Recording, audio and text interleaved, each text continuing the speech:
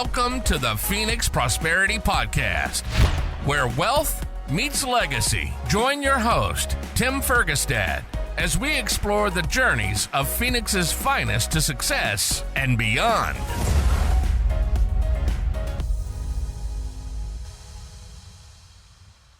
Hello, this is Tim Fergestad. Thank you for joining us. I'm very pleased to have Dan Biswas with me here today. Dan builds buildings and solves problems. He's the principal at Urban Phoenix and Drive-Thru Development. Welcome to the show, Dan.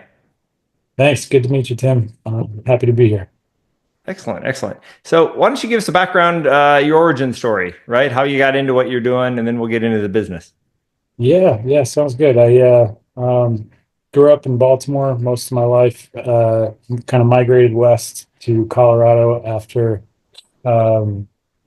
eighth grade, kind of lived there for a third of my life and graduated college in Colorado and decided to move down to the sunny state of Arizona back in 2007, right before the big crash, and right. Bought a house and oh no, found out the hard way that housing isn't always the best investment, depending on how you look at it, I guess. But so we bought a house down here, started working for a landscape construction company. In that timeline, I basically figured out a lot about being an entrepreneur in a very short period of time because as I was the cheapest guy on the totem pole, with a college education, everybody ahead of me was making more money and they were getting laid off. And so I kept gaining more experience and taking on bigger roles with no increased dollar value in my salary. And so I learned a lot about running a big company in a short period of time. In that timeline, I actually started a separate landscape company doing stuff that we weren't able to take on, that was just too small for the bigger company. Had a really good mentor in my boss there, and he knew about that process that I had going on with the other company, and helped me out quite a bit with it. And then ultimately, it got to the point where the size of the two companies kind of started to align, and we had a little bit of a come to Jesus moment where he gave me kind of an opportunity to either take 30 days off and start figure out what I wanted to do. But if I wanted to come back, he told me I needed to be on there full time. And I basically told him, I was like, look, I've been an entrepreneur my whole life, like even when I was younger, and I decided to go off and try my hand at landscape construction. And then ultimately I realized how much I hated it. And I had joined a group called the Phoenix 2030 Club of Arizona. It was a philanthropy group raising money for disadvantaged youth. And I just kind of reached out to the group and said, hey, these are what my skills are. I'm selling my company to my partner, looking to get into something a little bit different than this, and got a few different groups that had reached out to me. And so the one I ultimately went along with was a guy named Josh Simon, who he started Simon CRE, and he was just starting out his own company. He had left Sandor Development not long before that. We kind of went back and forth for about 6 to 8 months while he finalized a deal and made some money, and then brought me on full time. And then from there, just kind of expanded. So I did 95 projects with him over the course of 6.5, 7 years almost. Wow. Okay. In 26 different states. So we built stuff all over the country, and it was just me, him, and his mom for about the first 2 years. Then we started bringing on other people, and I think he's got like 50 employees now. So back in the ground floor. Nice. Yeah. So I got a really good education once again in real estate development in a very short amount of time as well. We had a lot of turnover with our projects. So turnover in high volume. So we had anywhere between 20 and 30 projects going on personally at any given time. So we were able to make a lot of mistakes before the market kind of got saturated. We did specifically build to suit single tenant net lease development for Dollar Generals, pet clubs. We did PetSmart, we did O'Reilly, we did shopping centers, all kinds of different things all the way across the country. And so, um, you know, going through that in so many different sites in a very short amount of time, I've learned a lot of different potential possibilities that a lot of people don't get to go through in that short amount of time. So I got a real education in real estate development and all the things that could possibly go wrong while things were good, and that was a really great thing. So Sure, a nice, ultimately, as you said, a nice forgiving period of time to do those in too.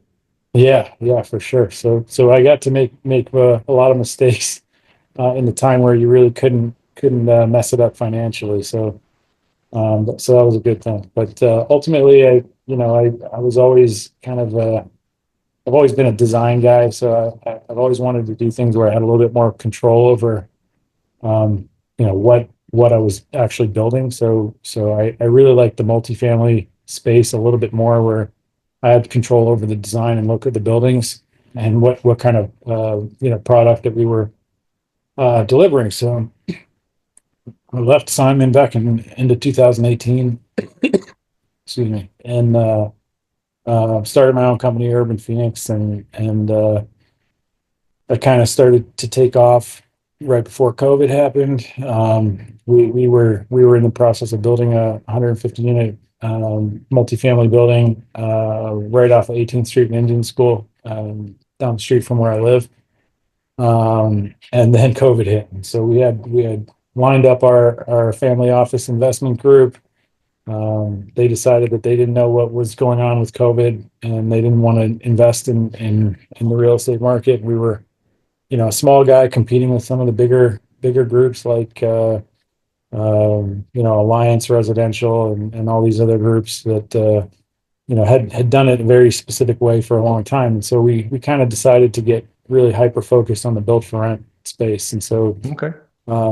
kind of pivoted to build for rent during that time period. So Okay. That's I'm in that space a little bit myself, and it's speaking, this is February 2025 right now, and it's still a significant affordability gap in this market. So the build to rent makes a lot of sense, very popular.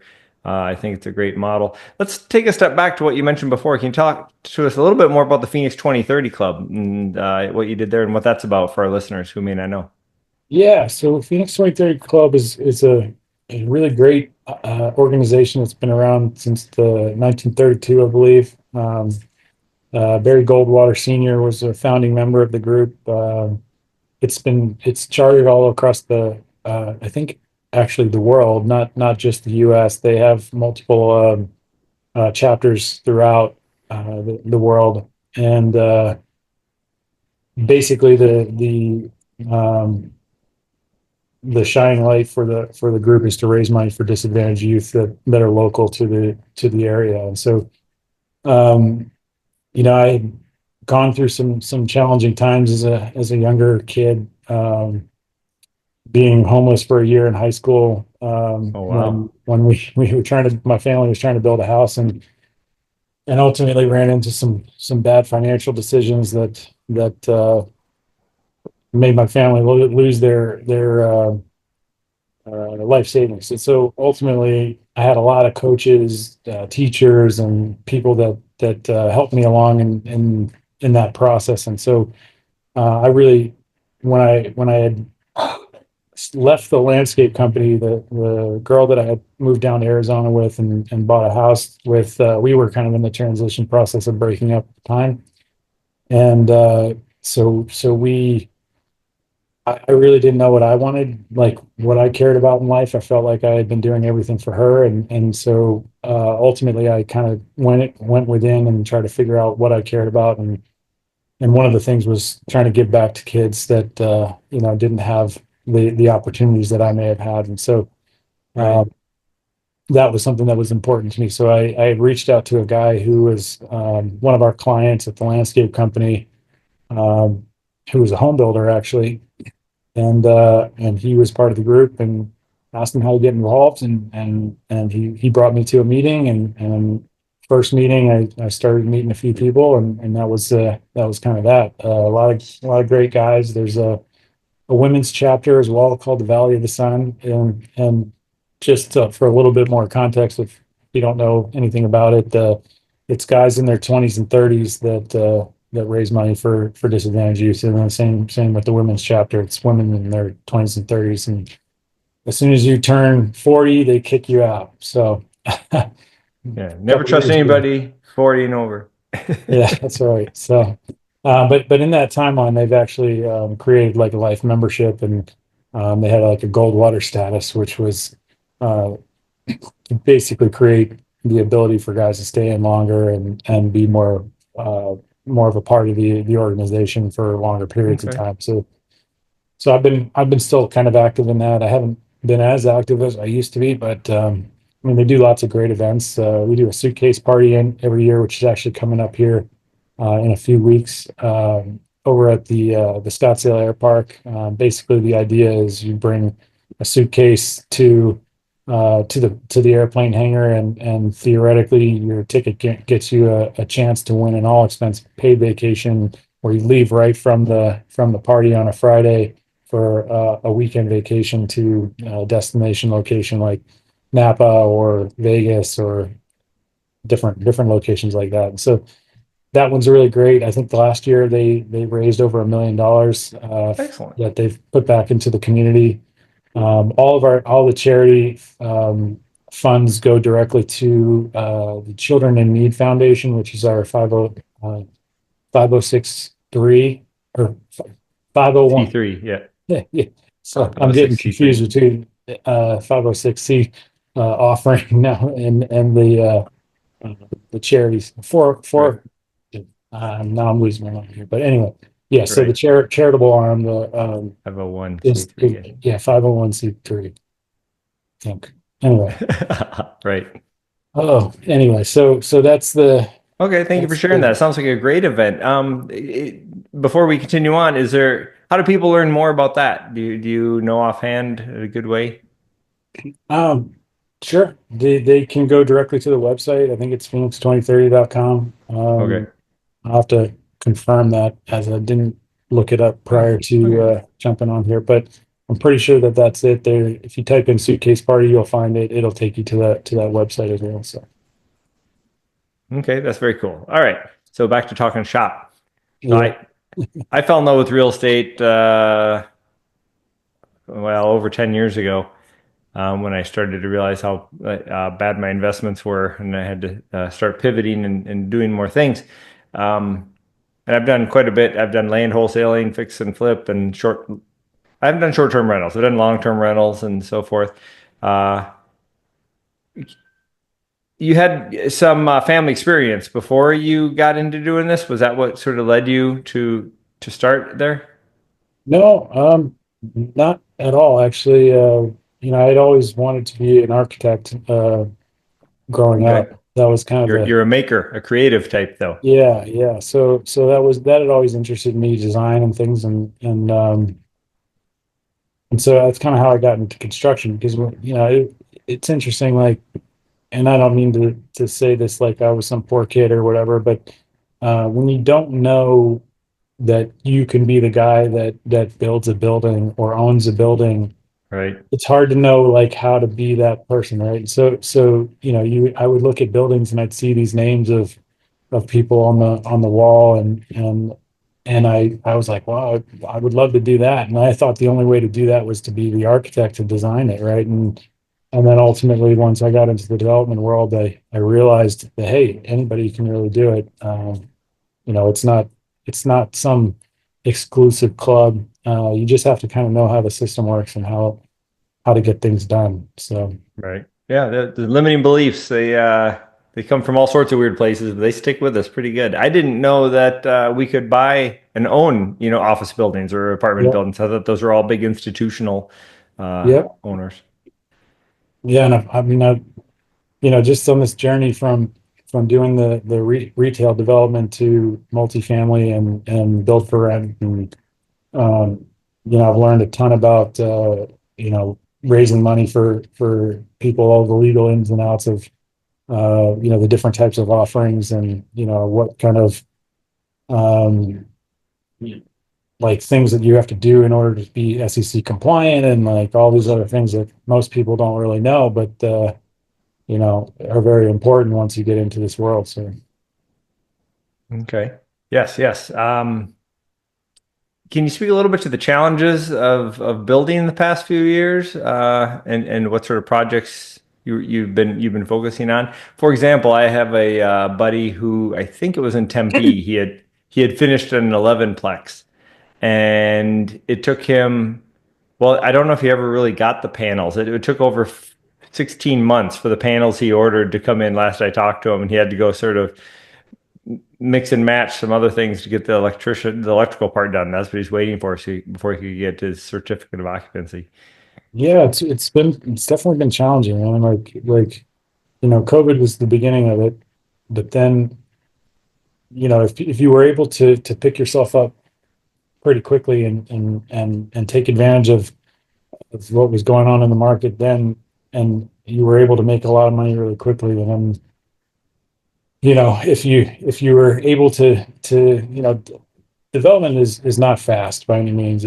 Some projects are faster than others. Like, retail is a little bit quicker. Sometimes you can get those done in, 7-8 months in construction time, plus another like 3 to 6 months prior to that in entitlements and due diligence. But building multifamily or housing is minimum of 24 months just to go through, your entitlement process, and then lining up all the loans and raising equity and everything else that goes along with it.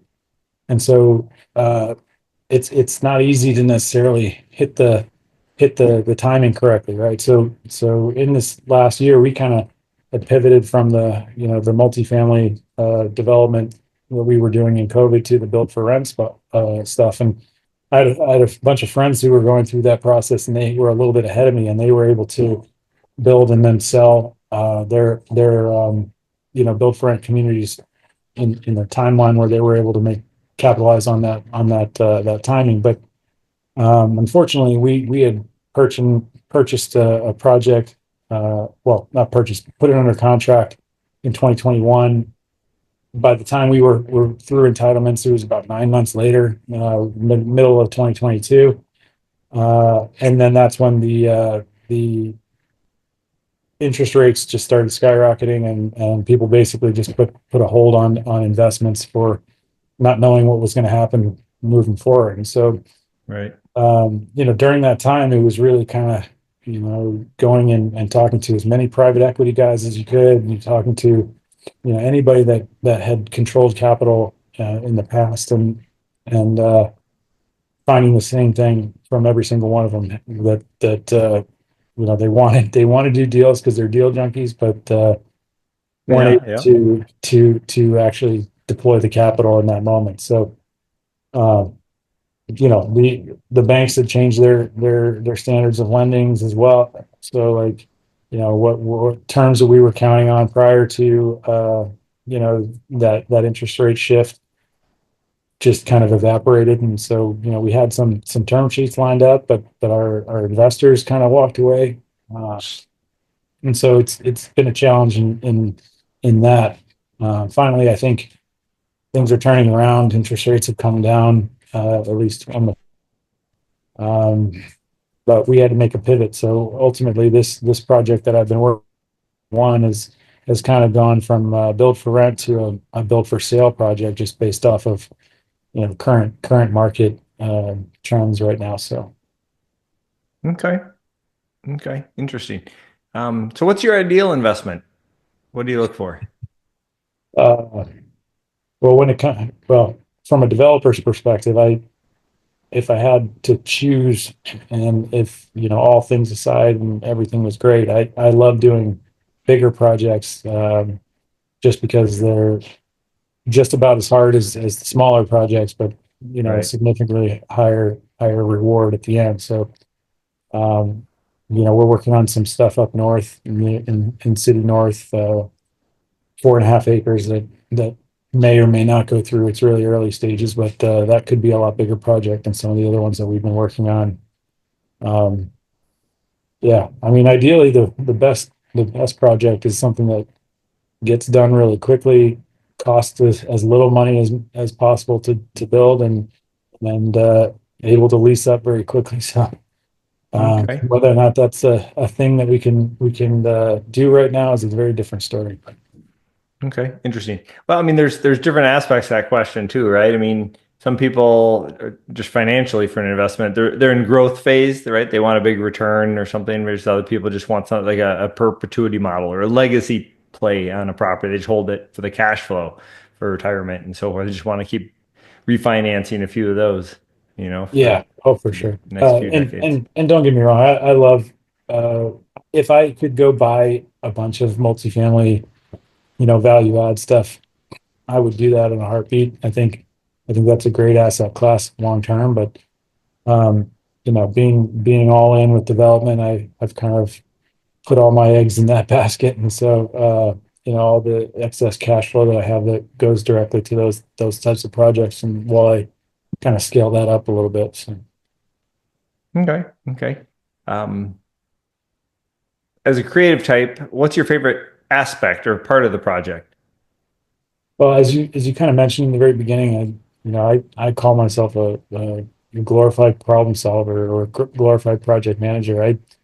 I really enjoyed the process of figuring out how to solve creative problems that arise in development. I think that every asset class and every type of real estate has their own challenges, but when it comes to working with the cities and working with the municipalities like that, that's kind of where I shine. I enjoy that. I do a lot of like door knocking with city council members, and so I've created relationships with local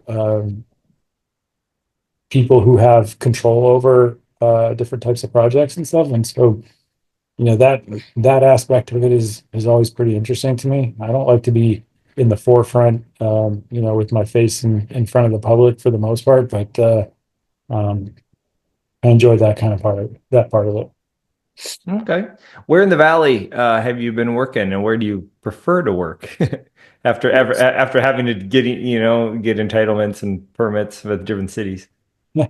Well, like I mentioned before, doing it in 26 different states, they're all fairly the same. I mean, they all have their own ins and outs of personalities and loopholes that you got to jump through and things like that. But ultimately, when it comes to the value or the valley, I don't really have a preferred place. It's really more of where the opportunity's at. So I've been doing a lot of stuff in Phoenix. Their process has been slow, but I know the process really well, so it's easier to Right. navigate. Been working in downtown Gilbert and in Gilbert quite a bit. So that they're pro development to some degree. Depends on what you're building, I think, but they've been pretty easy to work with. Um, I've worked all over the valleys. Did a bunch of stuff in Surprise back in the day, and Buckeye and Avondale. I think some of the smaller municipalities out on the outskirts of town, they typically want a little bit more development. They may not be the easiest to work with, but I think if you have those relationships with the people that get things done, it's always easier to get through that process. Sure, sure. Okay, okay, good point. Do you what's the smallest project you do right now? I mean, maybe some sort of infill, something. What?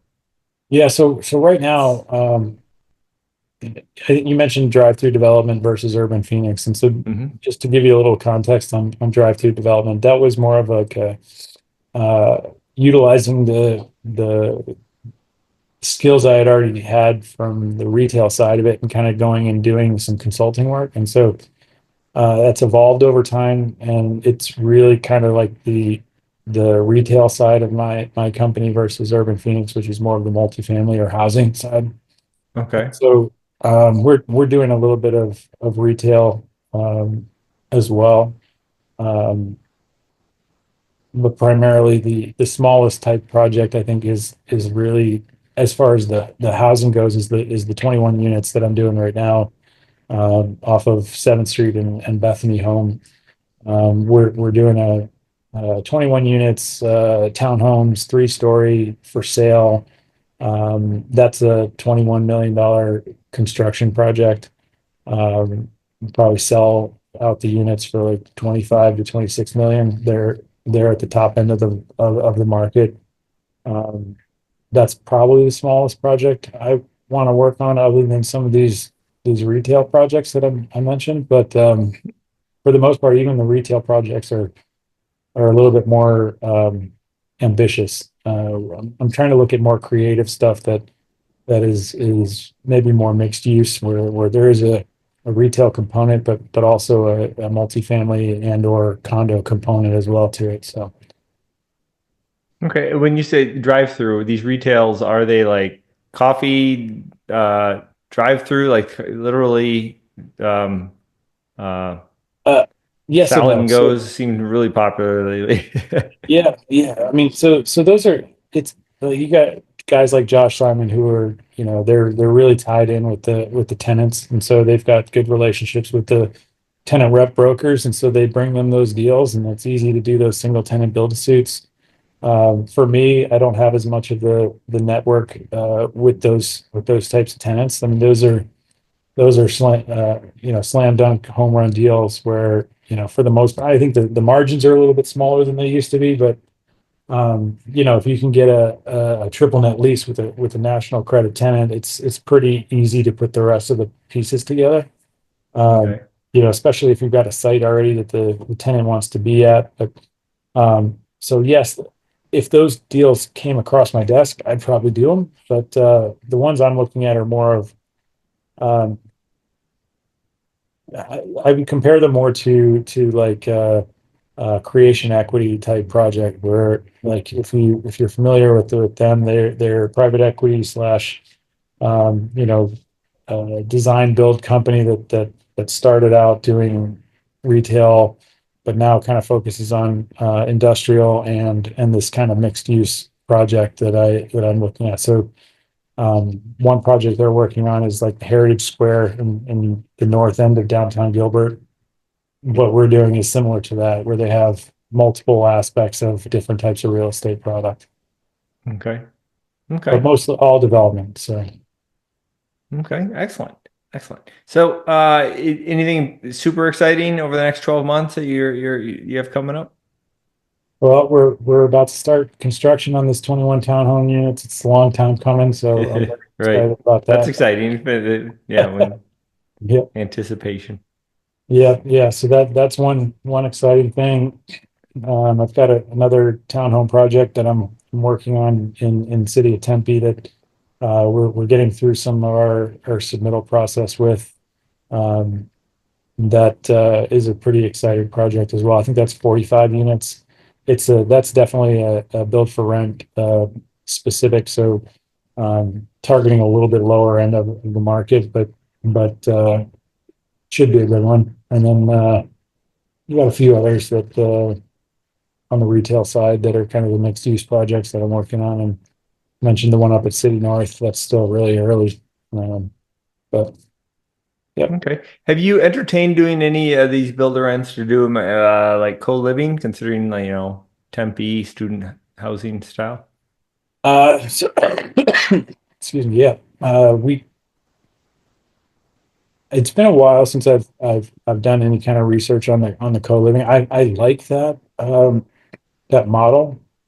So when we were doing our 150 unit town multifamily building pre-COVID, I did a lot of studies on exactly like how that works, and it's still a concept that is maybe not as proven out as I would feel comfortable with. Okay. If you kind of go with it on just a purely student housing type situation, that it's definitely proven out, and there's a lot of market for that.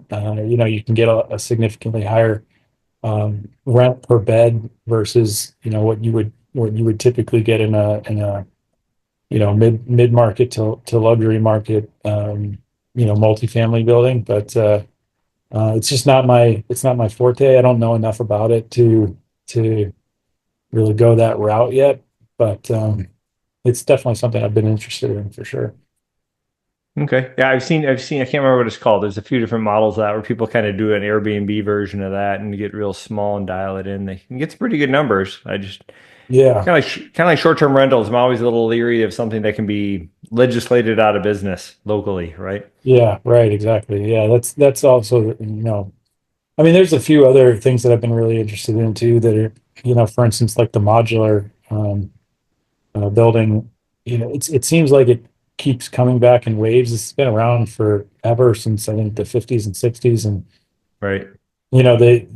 they have these, when construction and the market is going really strong, you have a lot of these modular companies come in, and everyone thinks that it's the savior of the construction industry to make things much more efficient, and Right. but the problem is it's hard to implement um, without being the first one to market, and so um, then when the market cycle changes a little bit, then you run into issues where some of these companies go out of business, and maybe they don't fit exactly what you're trying to do, and maybe there's, you're not doing enough volume to be able to prove it out on one project versus another. So um, those things are a little bit challenging. One of these days, I think we'll be able to see some positive examples of successful projects with these types of things, and hopefully I can run off the piggyback off of some of these other bigger developers that get to use these newer innovative technologies and stuff. Right. Right. All right. Yeah, I have a reflection question I like to ask people is what do you wish you knew sooner about building wealth and success in your career? Oh man, so many things. Uh, what did I wish I knew sooner? I think, man, that's a tough one.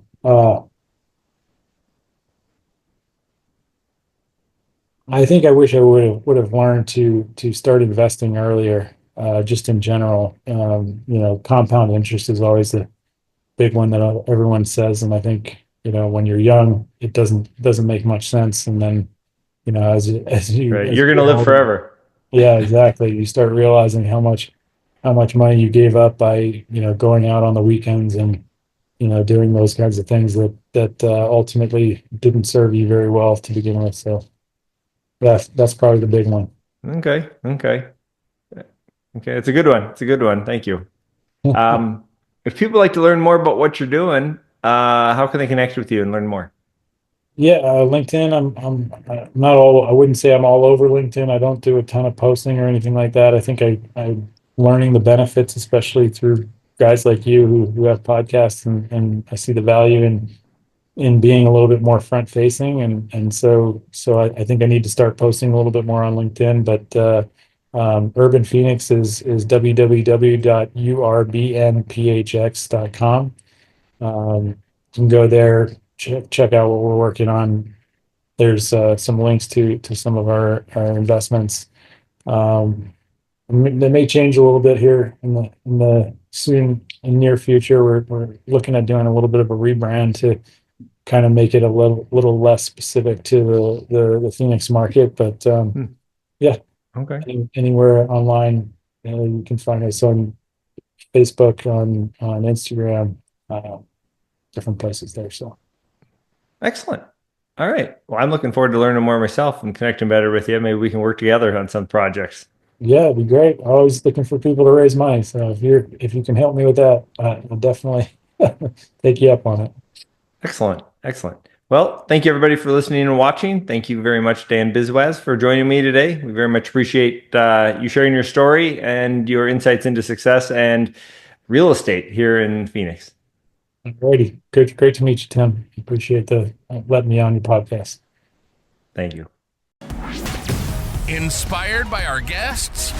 Visit phoenixprosperitypodcast.com/guest and join us on the show and share your success story with Tim. The spotlight awaits.